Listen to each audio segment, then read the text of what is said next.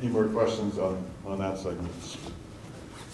You know, one thing I play with every test about under the sun, and we continue to play with new tech coming out. I think as farmers and agronomists, I wish I would ask myself this question, or we should ask ourselves the question, so what? You know, somebody comes out with a new piece of tech or a new product, you know, really what's in it for the farmer? How do you drive value? How do you measure it? And so when we started down this SAP road, we really thought it was calibrated to a yield metric system. And it is within crops, but every crop has a different nutritional drivers by growth stage. And so what we've been working on the last 3 years is correlating SAP to yield. And we're going to kind of take you through this pretty quickly. And what are the major nutritional drivers within SAP to yield? So we have 3 buckets basically we're going to look at today. Early vegetative would be from planting to V6. And then the mid-vegetative would be after V6 to tassel, BT. And we'll look at reproductive, which is tasseled in to R6, R5 there. So what do we see? What have we started to see? So these, I've got them broken out. Left is just the top macronutrients to Clint's point. We don't have the macros in place. The micros really don't mean anything at that point in time. We got into it, at least I did this year. We're chasing this assimilation. All the macros were the kind of hot topic within our inner circle. I did we spent a lot of money on all these micros. Got one of these this year on some stuff because there was a few things lacking on micros. And we were kind of not following the target we needed to. So here's what you'll see. We put sulfur up there. It's basically, we put them in the 4 yield bins. So in our data set, we got the bottom 25%, the next 25%, 25% and the top 25%. So that's how we correlated against each other. So when we're looking at this, you got sulfur, top yielding sulfur versus maybe the bottom 25% or the next bin. That's how Luke broke this out. So sulfur's up there. It's on top because we've seen a 28 bushel difference in that data set, and it shows up in the 2 yield bins. So there's 2 segments on the bottom side. Say it's the bottom 50% of our yield. It correlated to the high yield. So as we drove sulfur, we saw a yield gain. Potassium, phosphorus show up in there. And then on the other side of it is there's some copper shows up early season. Bricks, your sap bricks. So one thing with sap bricks, it is different than leaf bricks. So they do not correlate. If you go take a leaf bricks, it's going to be different than your sap bricks. Sap bricks moves more fluently when you say Clint when we take it, but it is an indicator that we use for plant health or plant nutrient mobility. Basically what, our take is on this, if you're going to be making a nutrient application or you're making a starter blend together, these are the primary drivers for corn and yield up to V6. So if these are out of bed, and so when you look at a SAP report, a lot of times you'll find that the micros are almost non-existent. So it was our knee-jerk reaction, let's go plant micros because they are so low. But if sulfur is at the bottom of where it needs to be, it is way more important of a driver to yield than some of the micros we applied. And it's kind of been cool as we get more and more yield data and correlate it to SAP. It's also coinciding with the programs we've been recommending. So a lot of the micros I recommended the last 2 years in applications, talked to farmers after the season, not too happy with some of my recommendations where we've doubled down on sulfur and potassium. A lot more positive results, I guess, as far as driving some yield on so.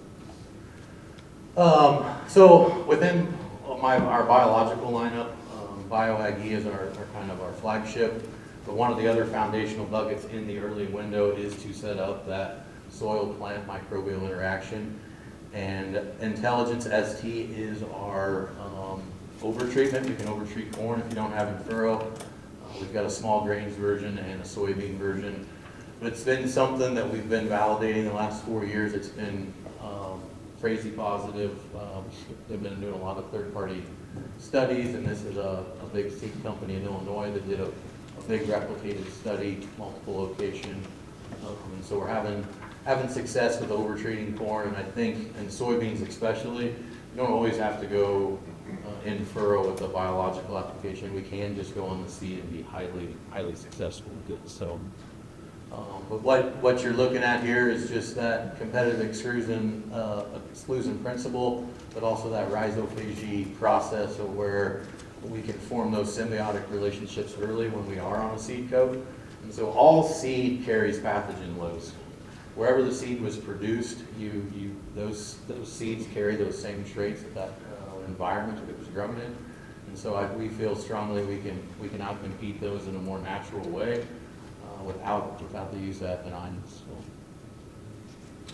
So, just some pictures we got in grow outs. We create that rhizosheathing and that beneficial relationship, and just more glues on there. It's just a little different root system look than sometimes with an F&I. Probably the big thing I see with intelligence over an F&I. F&Is are, if you're going to put intelligence up against a synthetic 4-to-1 F&I on a soybean, flip a coin, if they're probably going to be very similar in yield. But the one thing we see is there's sometimes a stall period at the 18 to 21 day mark when we apply an F&I, and we don't really have that with this. So, Clint, you're referring to F&I. I don't know if everybody understands. Yeah. So fungicide, insecticide, shoot treatment. Sorry. So an F&I would be a fungicide, insecticide, seed treatment. Yeah. Good. Good. So we have soybean versions, about $7. Our overtreatment on corn's 11, and we're about 5 on the small grains version. Probably wheat is where we've had our most consistent results. We're doing a lot more cover crops impregnation, where it's easy to apply and you get a more multifunctional diversity in your biology, and so that gets pretty cheap, especially when we get our cover crop seeding rates down to 20, 40 pounds to the acre. Talking a couple bucks an acre to overshoot some cover crops. Some replicated plots out of Illinois, and this would be a long-term field with biology applied. So there is a yield spectrum that I see repeatedly. When we first come in and use biology, we'll usually see greater gains year 1, 2, 3. I think this plot here this will be year 5 for this plot, but replicated multiple times, and we're seeing a 7 to 9 bushel gain on some different programs. So this is from a grower we worked with here in central Illinois this year. So a bigger gain. This would be a first-year customer on a really wet field, high pathogen load, get some nitrogen pathway issues, so close to 20 bushel gain. That's what Mike. So this is from our plot this year, and going back to SAP and validating the nutrient flow differences. Had great oxygen in the profile this year, and some of the slides we showed earlier, we got minimal nutrient uptake gains from biology being added. We had really big movements in nutrient and total sugar flows this year. But it goes back to the environment. When you got oxygen and water in your soil, they work a lot harder than themselves. Probably the next piece of one of our biggest growth products. It's in this residue herbicide stress mitigation area, and we've got a product we call. First, I guess let's go back to how synthetic herbicide, when it's sprayed on your crop, it's got to go through a 3-process system. It's got to first be conjoined with an oxygen atom, and then it's conjugated with a long-chain metabolite, amino acid structure, sugars, and then it's sequestered in the cell of the plant. And that metabolite structure actually keeps that synthetic chemical that we've applied from interacting with any processes in the plant. So there is an energy demand in this process. Under a good growing conditions where we have good sunlight, good temperature inversion day to night, the plant does a good job of sequestering chemical by itself when we spray a herbicide. But what we find a lot of times, we don't always get a really good conducive environment. And so we spend a lot of time with SAP. Another way we use SAP is we would SAP before and after a herbicide application. And we would look what happens to the plant nutritionally when we spray a herbicide. And so primarily we were spraying on corn, Callisto, dual atrazine, soybeans was probably Zidua, Liberty and List was probably a combination of those. But as a whole, when we spray a herbicide, we see sulfur, potassium, sugar, bricks, and calcium drop out. And so this is a graph replicated across both corn and soybeans, but that's the key drop that happens when we apply a herbicide. And that can last as little as 5 or 6 days, and in some cases, we'll see that pushing 2 weeks. So ATP pump, when it actually, we got lucky in this formulation, but it will increase, what we found in sap is potassium, sulfur, calcium, sugars. So we really like this product. It seems to be, as we've gotten on more acres with this, the farther north we go, the less photosynthesis we have in colder environments, where the yield results are much better. When I go south and we have better temperature inversions, more sunny spray conditions, we don't always see the yield benefits. So keep that in mind. One thing we're doing internally is we're trying to look at all plants and biostimulants and their trigger to the plant. We want to know exactly, when a biostimulant's applied, what actually happens, what's that plant happen through its genetic expression. But as a whole, ATP pump increases photosynthetic pathways. So if you're in a very low synthetic environment, it's a nice play. Our guys in Minnesota love it. There's some pictures there. It works well in waterlogged soils, which have a chlorophyll deficiency because of the wet conditions, and it'll kind of pop that out of it. We've had some really good luck with it after really wet feed. So. Any other questions on that? I'll try to hammer some of these out. Next bucket's the mid-vegetative. So again, kind of a theme here. Potassium, sulfur show up again. Actually, potassium very strong in here. It's actually, against all the other 3 buckets, was a positive correlation. So that mid-vegetative, really getting the potassium in the plant, building that biomass, moving sugars, all that stuff are very important. Sulfur, 3 buckets again, so it's important in that phase as well. Then on the other side is boron, starts to show up. So moving sugars, getting calcium moved around, all those key things it does. Phosphorus, it's an upward trend. It didn't really correlate highly in spots, but it's still moving up. So it makes sense. We're building a lot of that material. We need a lot of energy. Phosphate, we need a lot of energy to keep that plant moving. Zinc here just needs to be above 2 ppm is what Luke found in the data set. So we just need to keep it elevated. That's just the key thing he found. And then moly, cobalt show up as something to consider as well. So kind of how we look at that is, if you got a budget to spend, just start left, work right, work down when you're looking at this stuff. This is probably where, in our geography where we're side dressing all the time, we put a lot of K in our side dress apps. And what you're looking at here is this all had nitrogen applied on it, and just the addition of potassium is on the sides. So we increased the ATS on the sides, and 8 gallon of what we call an 0013 Calibra. It's about $8.50 an acre, and it'll allow you to apply about 11.5 pounds to the acre. So we'll see some drastic plant health differences where we get potassium higher in vegetative stages. And so I challenge you to think about minerals and nutrition as modes of action. And so when you move more sugars and you bring more energy into that plant, you can fill more pods and kernels later. So it's usually a solid plant health deal. So again, where we increased ATS, we pulled UAN back, added potassium in. So this would have been a standard 28005 application. And then above, we would have increased ATS by several gallons, added in the potassium to reduce nitrogen. And so nice yield gains. This is typically what we see. I will say that when the soil moisture is greater through vegetative growth, potassium release is greater as well. So the drier the year, the bigger this gets as far as bumping potassium in vegetative.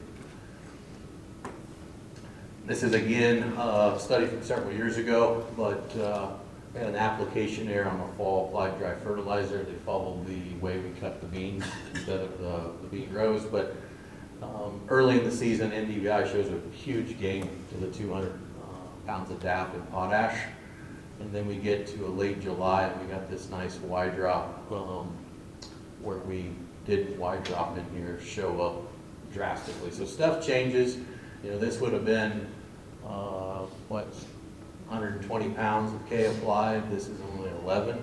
And so we tried to leave strips in and out of that strip of dry fertilizer to kind of compare, did we get a better bang for the buck with and without. This is really heavy soil, good fertility. Go ahead, next one, Mike. But we did, the best ROI was no dry in the in-season addition of sulfur potassium and seen a better ROI. So not something we're gonna recommend long-term, but I think when budgets get tight or there's other things we have to spend money on in our operation, this does help kind of push the needle through and kind of give that rapid shot of potassium, sulfur right when the plant needs it most. So this is just a picture of detent. Like, so when a lot of our applicators, when we come off the end, we're not getting juice out the Y drops immediately when we apply. And so it's just standing and turning it around. And we've got some cool drone shots where this goes every other 120 feet where we're coming back out of our headlands. But we'll usually see better plant health when we get potassium and sulfur correct in mid-vegetative growing season. So back to thinking of mineral nutrition as a mode of action, when we're moving sugars better in the plant with the addition of potassium, we usually see a plant health benefit come later in the reproductive season. So it's not always, but it's a definite consideration for fungicide and maybe kicking a timing back when you start to do things and try to balance the blend nutritional. Kind of one of our side dress sheets, we can kind of keep going, Mike, through that. So the last yield bucket, if you want to take a Yeah, just the reproductive bucket. So we're looking at what's kind of driving yield in this segment. Brex shows up. So again, that total nutrient flow in the plant, that's really what Brex is telling you. Sulfur, potassium, kind of become a common theme that we're seeing. And zinc shows up. There is some, we didn't get into the slide, but there's some negatives that show up through these. One is nitrate and ammonium. So as those climb in the plant, our yield goes down. So even in the late season, that's really a high indicator. If we got high ammonium and nitrate we're not processing, that is a negative effect to your yield in late season. So that is showing up.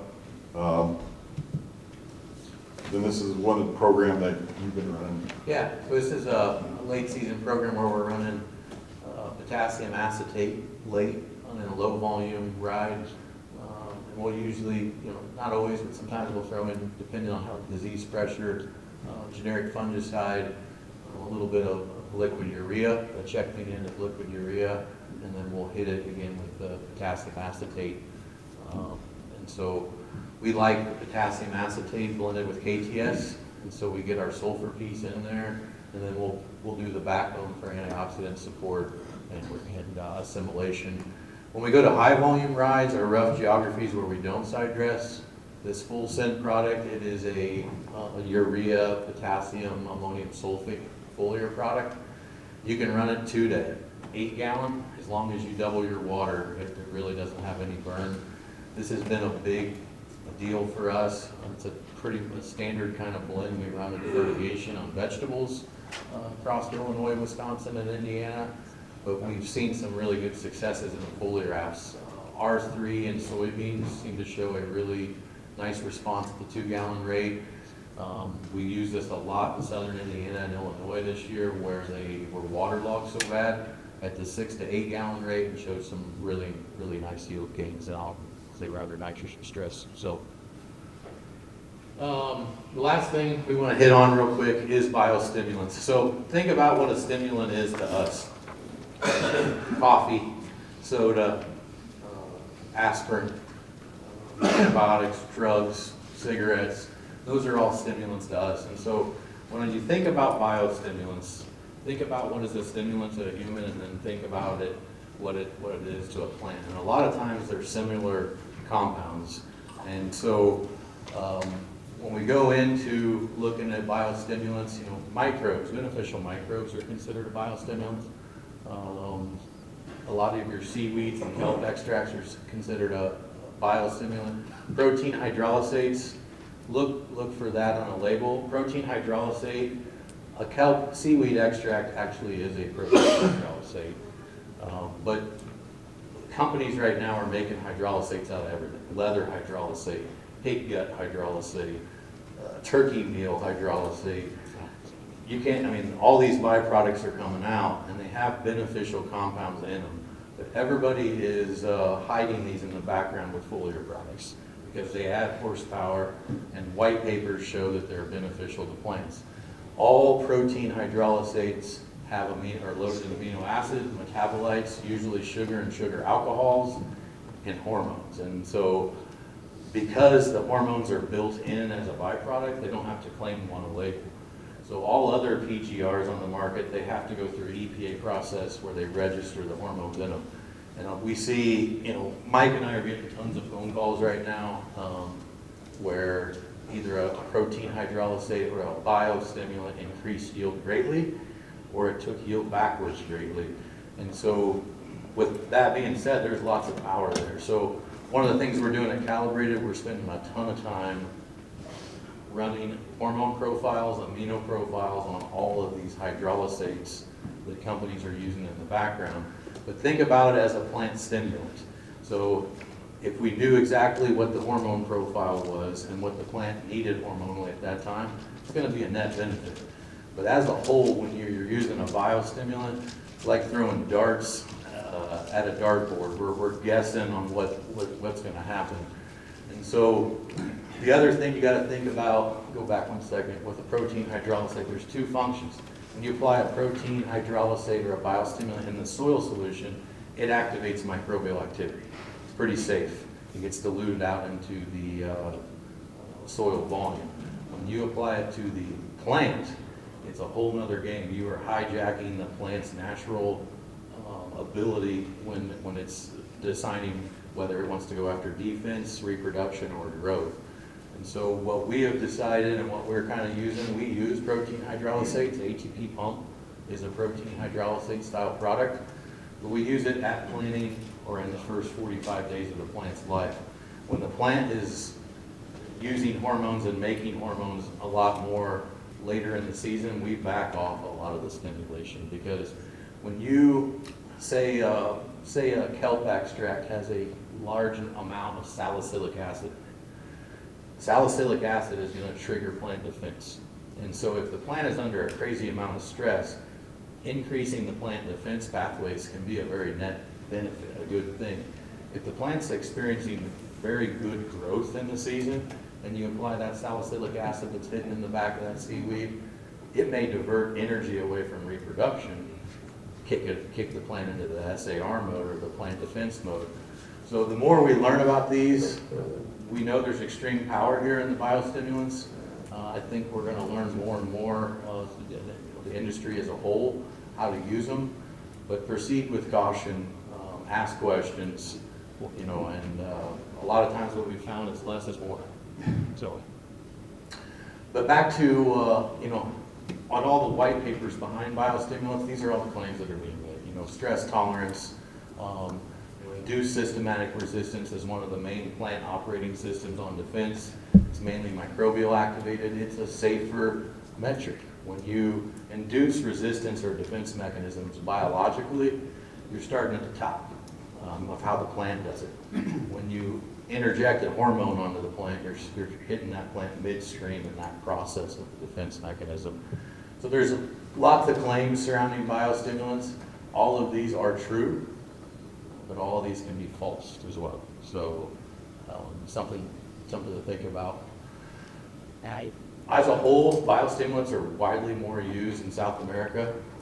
A lot more environmental stress in South America, a lot less organic matter soils, a lot hotter environment, a lot hotter nights.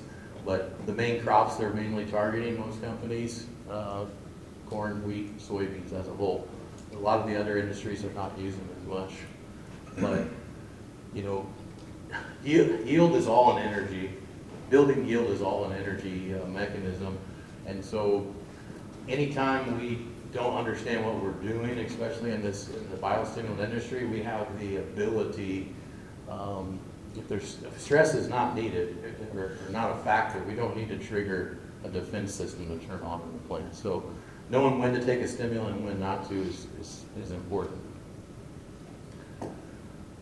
I'm just gonna jump up to this one, Clint. Yeah. Time before lunch. Yep. Like Clint's talking about, we talk about growth versus defense and when those trade-offs happen.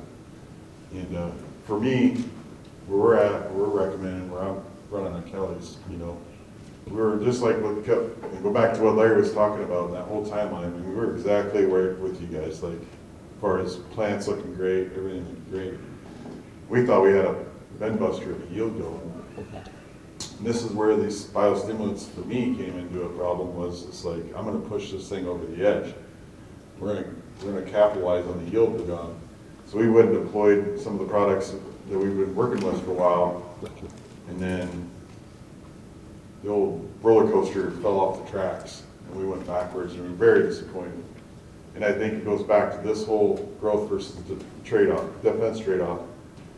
And looking back at some of the things we did, I probably made two product recommendations I shouldn't have into that mix. And it pushed me over the edge and I swung to the defense side and it cavitated that plant, shut it down from pushing to the end. And then Southern Rust came in and really kicked you right in the shin, right? So I think this is, to Clint's point, very, you know, something we learned this year as far as Calibrated is, you know, it was a fail. We thought we were going somewhere and we got smacked right in the face by it. It's a hard pill to swallow, but it's also a learning point. I guess my question, guys, and I don't know, and maybe nobody knows the answer, but what if the Southern Rust one kicked in? Would have kicked in? Yeah. Yeah, and it isn't to say that biostimulants were the primary issue either. You know, I think, but we've seen where they are an issue. You know, and within our own product line, as we've followed suit to what a lot of the industry is doing and putting biostimulants in the background of things. I've personally seen it where I've taken yield backwards by 8 bushel or forward by 12, and so we're kicking it and going back to minerals and microbes, we call it, the M&Ms, you know, the basics, and we think that is a long-term play, and we're going to continue to focus on learning more about biostimulants and how they work in testing. And I think part of our issue was too, we had intended to get them on earlier, and it didn't get on because it kept raining. Yep. And then they did get applied, probably later than they should. And that, you know, one biostimulant by itself can be perfect. It can be a light plant stress to trigger the plant defense system and not overdo it. Where I've seen a lot of problems is Mike sells me a product, Larry sells me a product, he sells me a product, and I'm going to say they all look great on paper and what their performance should do, and I stack them all together. That is what another caveat we've seen is that, and you get redundant in your technology, you apply way too much more of them. So, and the other thing the industry's done, you know, you look at what Jerry Stoller did, he focused on growth hormones. The industry as a whole right now, they are excited about defense hormones because they have ultimate power. They are way powerful than growth hormones. But with power comes, you know, great responsibility, and I think that's where we're trying to just, you know, really break them down internally and learn everything we can. So, you know, going back to kind of what we feel that's a safe play, you know, pre-plant, we're big into outplaying. I think if you look at crop production like a basketball game, a football game, pre-plant, we go back and forth offense to defense. Well, if we have to till, we will. If we have to go in and tile a field, we will. But we want to be more min-till. We want to do those things. So I think keep that in the back pocket. Don't be too rigid in your approach. But from emergence to tassel, We feel very strongly that you should be planting and using mineral nutrition to your advantage for plant health and using biology. And I didn't really think that way a couple years ago, but as we are working more, especially in nut production in California, they have gotten resistance in all their fungicide and by overusing fungicides. And so most of our nuts that we buy in the stores are sprayed 14 to 15 times with fungicides. And so they wore out a very effective tool.